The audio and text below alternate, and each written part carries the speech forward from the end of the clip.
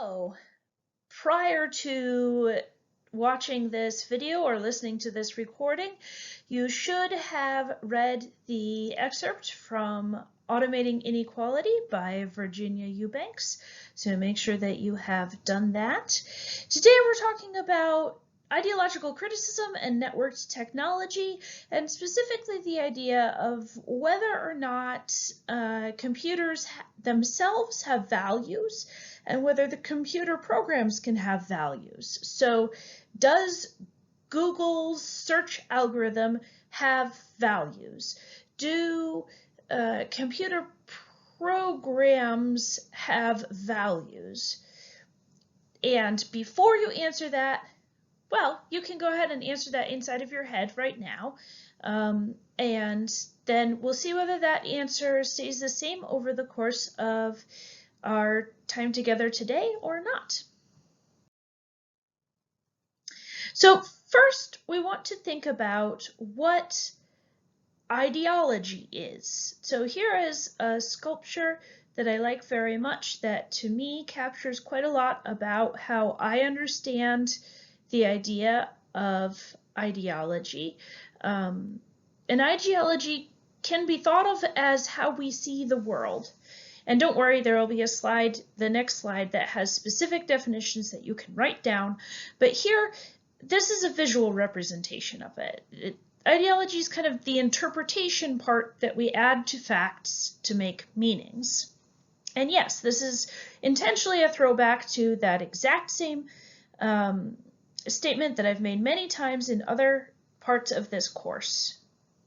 Facts plus interpretation equals meaning, right? So ideology can be thought of as the interpretation part. So here are some specific definitions of ideology. One of my favorites is by my man, Kenneth Burke.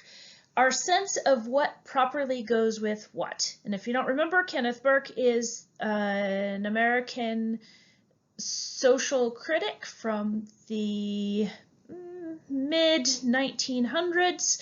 He wrote a lot about how humans create society and meanings together, and his theories are the subject of a lot of my research. I'm one of the world experts on his work.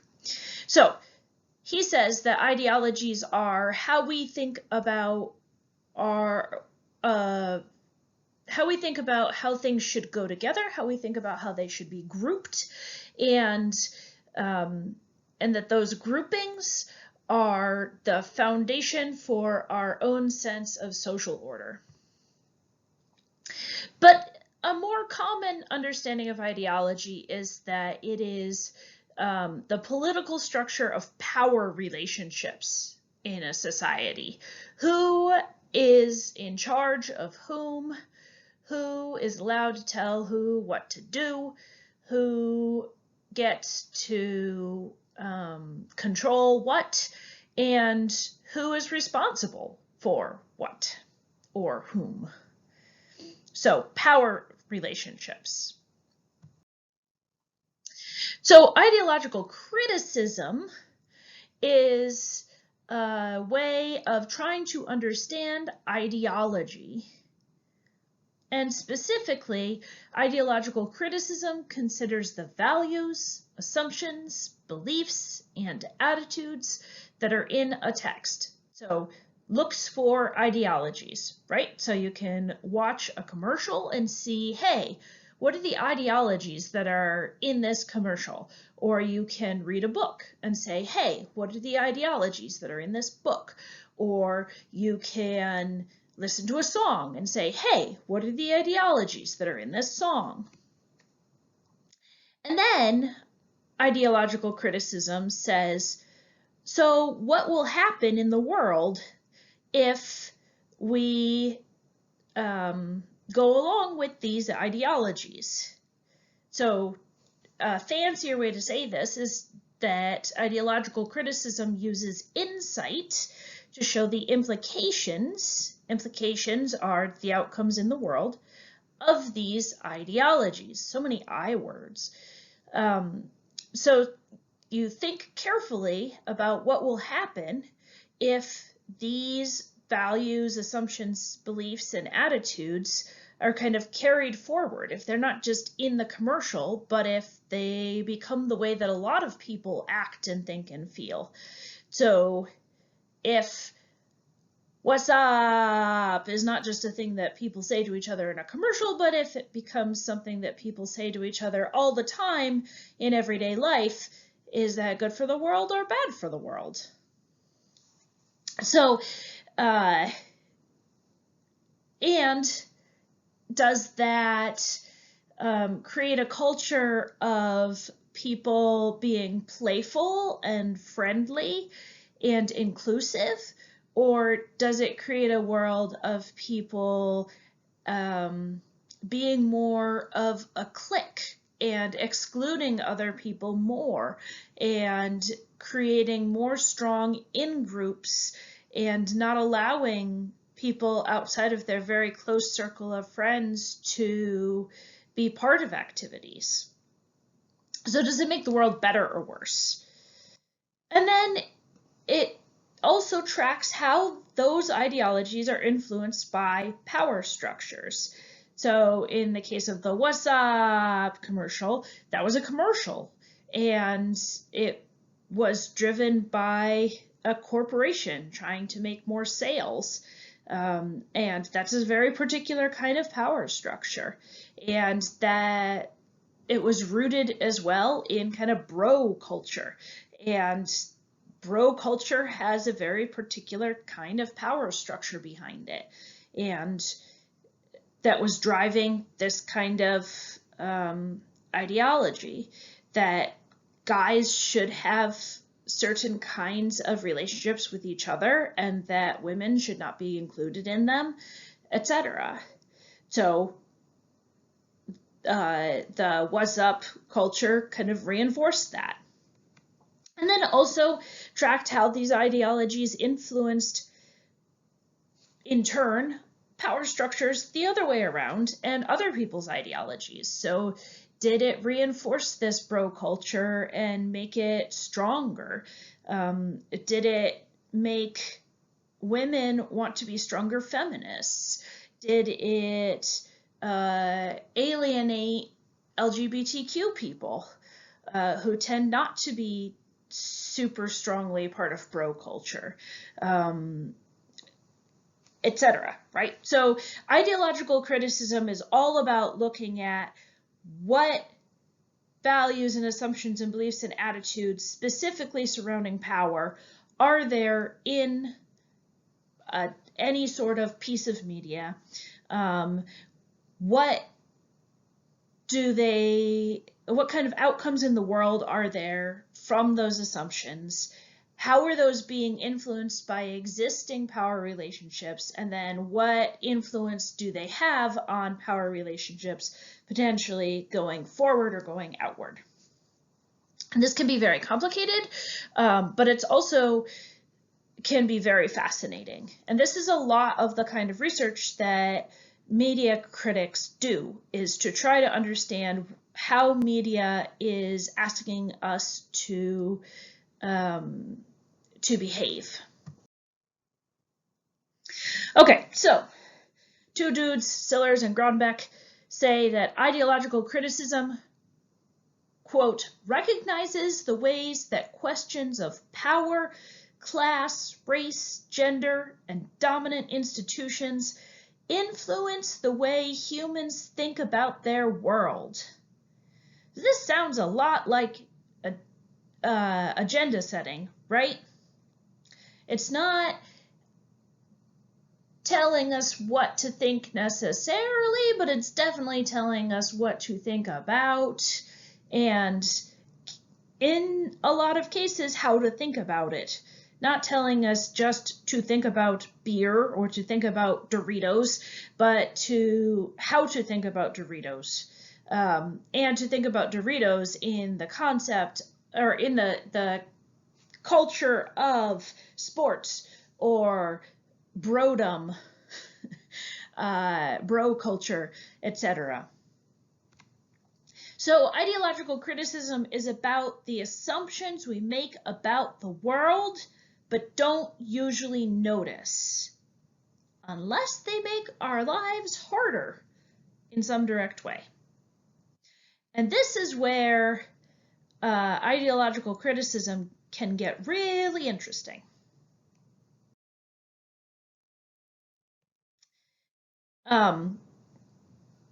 Okay, so I would like you to choose one of the videos that is linked in the, well, not linked, that is,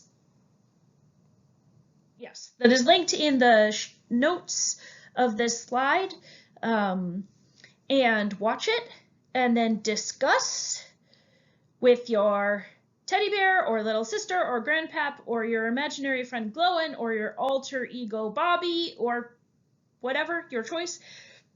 What values and beliefs do the characters talk about? Which ones do they explain and which do they just assume? How do they explain their values and beliefs? How do they prove them? Do you find their explanations and proofs compelling? Why or why not? And this is a series of videos about millennials and boomers kind of having at it. Now, I understand these are about my generation and our parents being grumpy back and forth at each other, but I think that overall this will be relatable to you, since people call your generation millennials all the time when they really mean, I mean, my generation is millennials, not your generation, you're Gen Z, but really when people say millennials, they mean young people.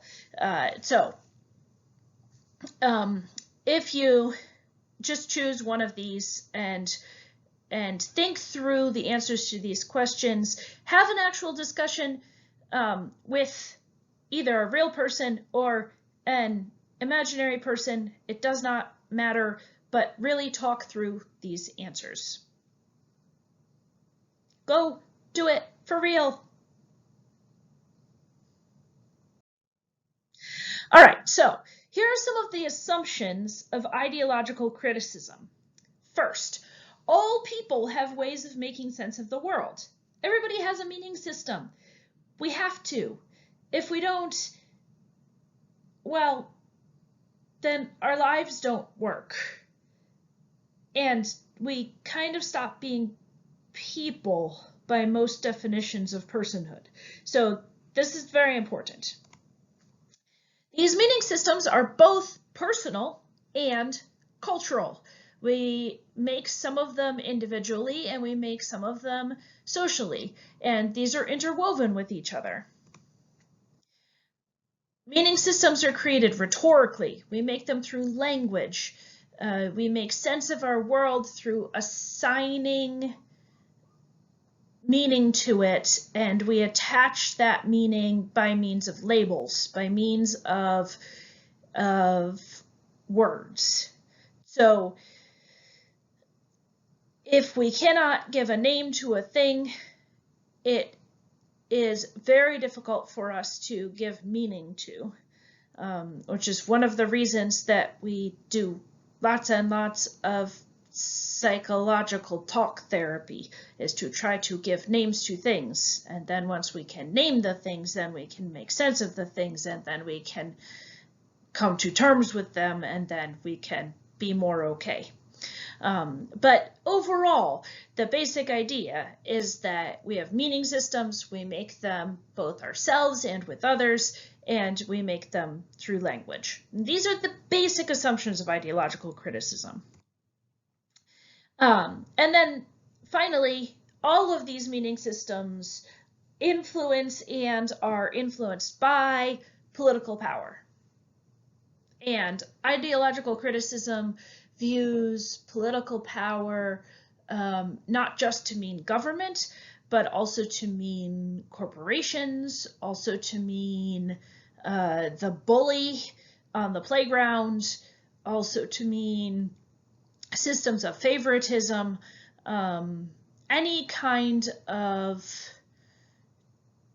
differential or deferential treatment, any kind of imbalance in relationship between people.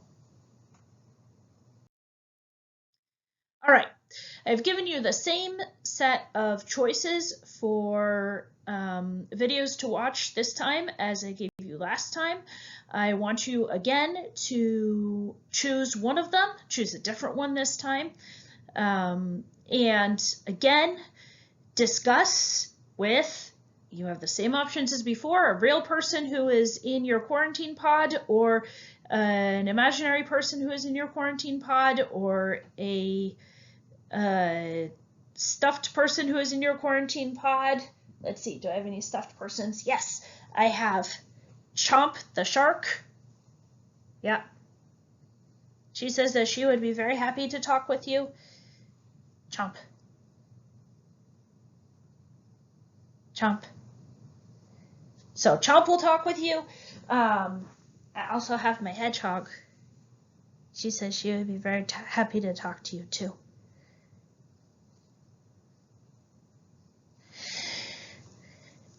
You could talk to one of them, or you can talk to one of yours, but discuss the beliefs and values you see in the clip, which ones the people explain, which are assumed, why you think some of them are explained and some are assumed. Now, explained are the ones that are said outright, and assumed are the ones that you can tell are there, but they don't say them.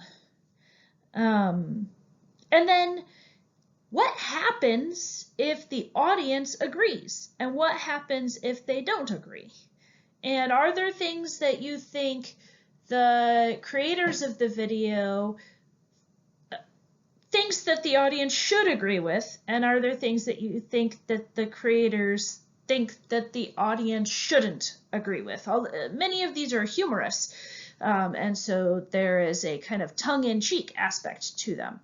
So if you've chosen one of those, your answers are going to be different than if you choose one where someone is being very sincere. So go discuss with the shark or the hedgehog or your own friend or person in your pod, or FaceTime with someone else in the class. Up to you. Discuss. Okay, so let's talk about meaning systems for a minute. Meaning systems are codified in power structures. Codified means made firm or solidified.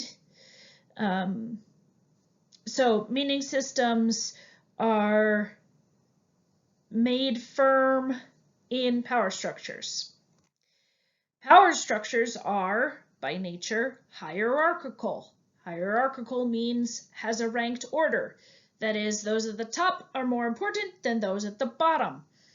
So, by nature, people at the top are more important than those at the bottom in power structures. Therefore, meaning systems also end up being hierarchical. They have more important things at the top and less important things at the bottom. When I put it this way, it may seem intuitive, but if I just said, in your meaning systems, some things are more important than others, maybe that makes sense. This is kind of the Animal Farm, all animals are equal, but some animals are more equal than others idea. It's, you can say that all humans are equal to each other and that you believe in equal rights for everyone, but if you believe in power and that some people should have power and other people shouldn't have power, then you believe that some people are more important than other people. And then what? So this is a really tricky thing to negotiate and to figure out. Okay, so how are we going to deal with this in ideological criticism? Ideological criticism looks at the implications, remember, outcomes in the world, of using particular kinds of meaning systems. So what meaning systems are going to get us to what outcomes, including who benefits and who is hurt by particular meaning systems. So to study ideology includes studying strategies of subjugation. Subjugation here means oppression or keeping people down politically and or by force. And this doesn't necessarily mean that you're doing it on purpose, but it does mean if you're having a hierarchy in your meaning, we like to look at who gets to be on top. We don't like so much to look at who has to be on bottom. And ideology makes a point of looking at, all right, so you have these people on top. Who then has to be on the bottom? So how are people squashed by power systems? Who isn't benefiting from this power system? Who is getting hurt by it? So as a way of practicing this, I'd like you to think about the American dream and think about whether or to what extent it is a common ideology. Common here meaning shared by everyone. So what American dream is shown here? And how common do you think it is?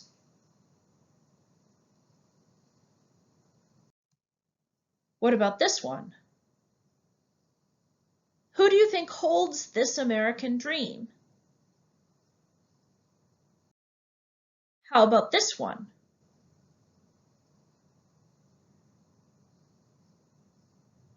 Who do you think holds this American dream?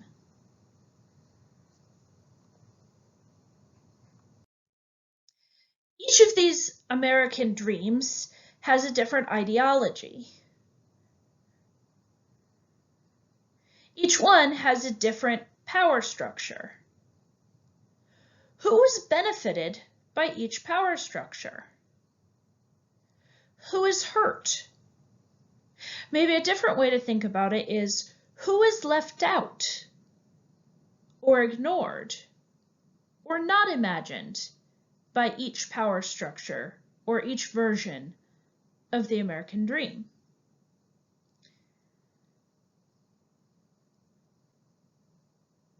Which version best fits in current political power structures? How might each version influence current political power structures?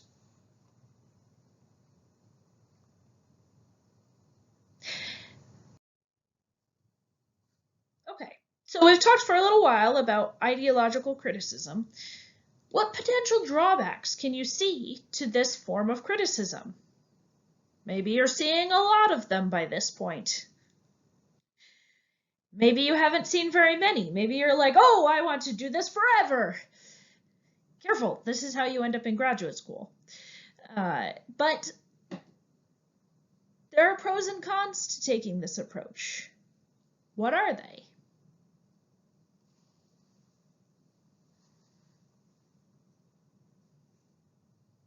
She would like to know.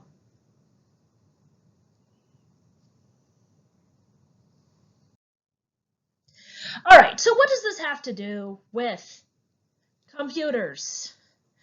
Well, it's a little bit difficult to understand the argument that Eubanks is making if you don't understand ideological criticism, because Virginia Eubanks is really employing ideological criticism to programming and programming languages. And without understanding the basis of ideological criticism, it is somewhat difficult to really get into her argument. So with the understanding of ideological criticism that we now have, let's think about the reading that we did on automating inequality. So Eubanks asks 3 questions here. Who makes networked systems? Who uses networked systems? And who are networked systems used on? And she argues that the more different these groups of people are, and the less contact they have, the more problems there are going to be. Remember, we know that when people don't have actual experience with a group, they fill in with stereotypes, often from media like TV, even when they know those stereotypes are wrong, right? We know this. We know this from lots and lots of research. So think about this. Who is making the computer system that is going to decide whether someone is deserving of disability benefits? Most of the time, white tech bros who are not usually people who are applying for disability, right? How likely are they to have a lot of contact with the folks who the system is going to be used on? Not likely at all. In fact, they hardly ever have contact with the people who are going to use the systems. So they're two populations removed from the people who the systems are most going to affect. And so they're going to design the systems in such a way that they're not going to be imagining the populations who their work is going to change the lives of every day. It's going to be very hard for them to do a good job of imagining the people who their software is going to make, in some cases, life or death decisions about. They don't have any points of contact with them. They don't know who they are. They don't know what their lives are like. It's a very difficult ask to ask them to imagine those people. And most of the time, they aren't even asked to do that. They're just asked to make this program to do this thing, to solve this problem. And they're filling in with stereotypes from TV because they don't have any points of contact. The way to solve this problem is by community design, which is where you take the team of programmers and you connect them in to the group of people who are going to use the systems, but also who the systems are going to be used on. And you have everybody work together to design the system in a way that is beneficial to all of them, and also so that the end users get input into how the system is designed, and the programmers understand what it is that the end users need and how they're going to use the interface. I used to work at a different school, and we were just getting our learning management system, Schoology. It wasn't Schoology there, we used a different program, but it was the sort of thing, it was like Schoology there, and it was a brand new program, and the programmers really wanted it to work, and so they came and they worked on campus for a while, and they put together a team of professors, and we had meetings with them. And they said, okay, what do you want? And we would tell them what we wanted, and they would make that, and it was great. And sometimes they'd be like, hey, we thought of this thing. Do you want this? And we'd be like, no, we don't want that at all. What we want is this. And they would be like, why would you want that? And we would say, well, we're teaching a class, and in our class, we want our students to be able to do work in groups, and then we want to give them one grade for the group and then another grade for individuals within the group. And right now we can't do that in your system. And they'd be like, we never would have thought of that. And we're like, right, because you're programmers and you're not teaching. And the difficulty in imagining how other people are going to use the system makes it very difficult to create systems that work super well for people who are the end users, right?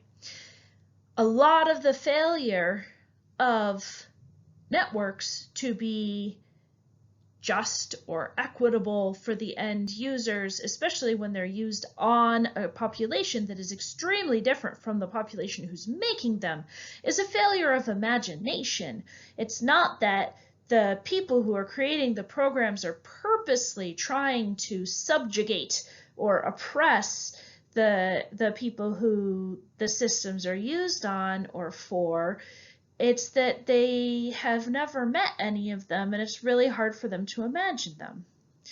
So community-centered design is a way of trying to fix this problem by providing direct experience for the programmers. Okay, so automated programs can increase equality in some ways. What are some of those ways? They can also decrease equality in some ways. What are some of those ways? And here's where we're getting into the ideology of networks themselves. And let me remind you that what Eubanks has pointed out, computers do not spring forth from computer trees, right? They're not grown in nature. Humans design them, humans make them, and therefore humans' ideologies get into them. No humans can make any things that do not have their own ideologies in them.